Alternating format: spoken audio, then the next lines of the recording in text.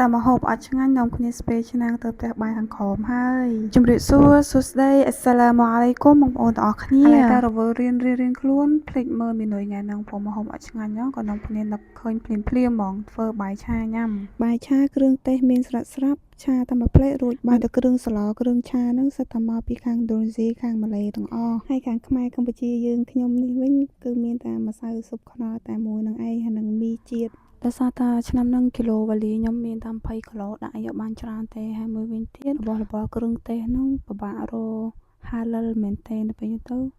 មានតែមីជាតិហើយនឹងម្សៅស៊ុបខ្នុរតែប៉ុណ្្នឹងឯងពួកខ្ញុំតែចោះមកផ្ទះបាយហើយភ្លេចអីនៅលើខ្ជិលទៅយកហ្មងឥឡូវដល់វគ្គដុំខ្ទឹមខ្ជិលទៅគ្រប់គ្នានឹងគ្នាដុំចឹងហ្មងទៅឥឡូវមកគោះពងទា2គ្រាប់ដើម្បីឆាបាយយើងបាយថ្ងៃហ្នឹងមាន2រសជាតិបងប្អូន2រសជាតិទី1ដូចជារសជាតិសាច់មាន់រសជាតិទី2រសជាតិអីគេទេភ្លេចបាត់ហើយបាយឆាមានគ្រឿងស្រាប់អញ្ចឹងធ្វើតែមួយផ្លេតហើយទេប៉ុន្តែពួកខ្ញុំធ្វើរៀងយូរដោយសារតែគ្នាខ្ញុំសមាជិក6នាក់ទៅពេលទៅ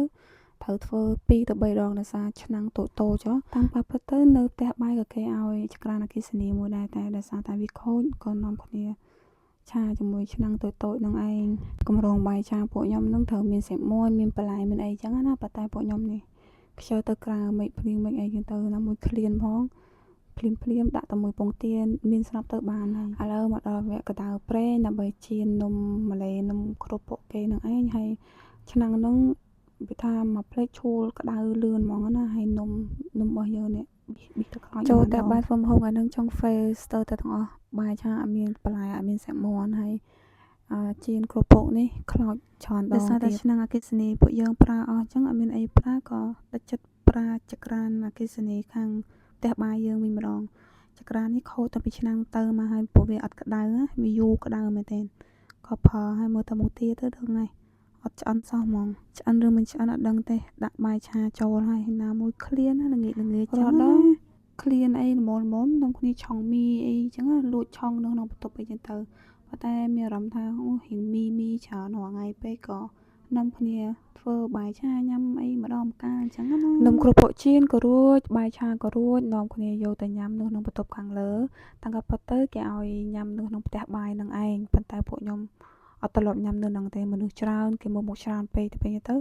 យកលួចមកញ៉ាំនៅក្នុងបន្ទប់ហ្មងទៅបាយឆាមួយមុខអត់គ្រប់គ្រាន់ទេក៏បែកកំណត់នាំគ្នាទៅឆុងមី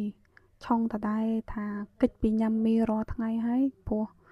មកហូបវីស្ទ័រខ្លាំងពេកមានអីក្រៅពីមីទេបងប្អូនក្តៅមិនត្រជាក់មិនភ្លៀងអញ្ចឹងណាឆុងមី3កញ្ចប់មីជាតិហើយនិងមីផ្ទះលីពី2កញ្ចប់ទៀតដាក់ចូលគ្នាពួកខ្ញុំឲ្យតែឆុងមីគ្រប់រសជាតិហ្មងគ្រប់រសជាតិមធ្យមងុំគ្រប់សាសទៀតមានតាំងពីមីខ្មែរមីម៉ាឡេមីឥណ្ឌូមីថៃអីចូលគ្នាទាំងអស់រសជាតិមិនក៏មានដែររបៀបថាយើងនៅមួយគ្នាចែករំលែកគ្នាម្នាក់បន្តិចចូលគ្នាអីអញ្ចឹងណា